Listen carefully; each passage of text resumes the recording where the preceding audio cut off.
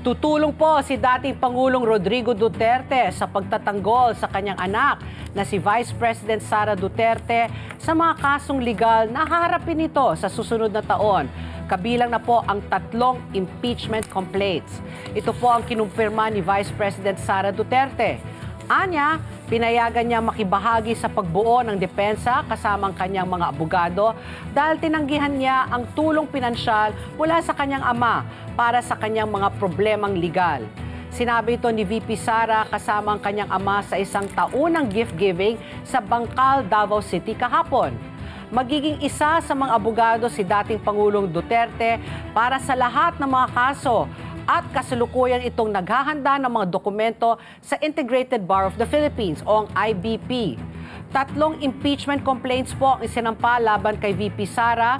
Ang una ay naglalaman po ng 24 articles of impeachment na tumutukoy sa mga paglabag sa 1987 Constitution mula nung alkalde siya sa Davao City taong 2007 hanggang mahalal na Vice President noong 2022 at nagsilbi rin bilang kalihim ng Department of Education.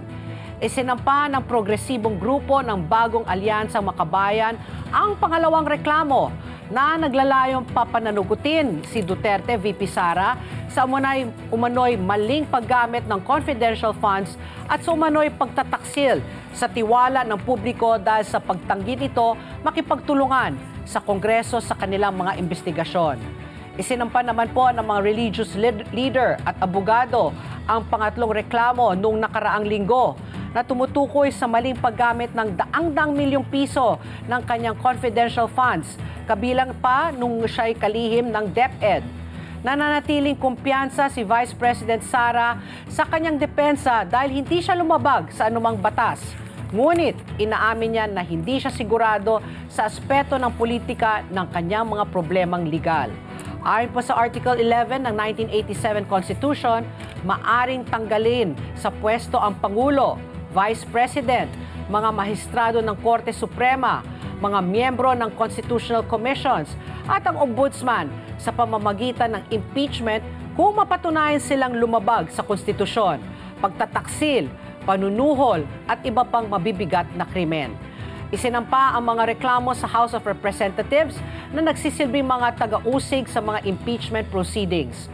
Kinakailangan ang boto po ng 1/3 o 1/3 ng mga mambabatas sa kapulungan nito para magtatag ng probable cause para ma-impeach sa isang opisyal na magpapasimula ng impeachment trial. Lilipat sa Senado ang mga proceedings bilang isang impeachment court kung saan magsisilbing mga hukom ang mga senador para dinggin ang mga argumento at ebidensya mula sa parehong prosecution at depensa. Ito rin po ang magpapasya sa kaso.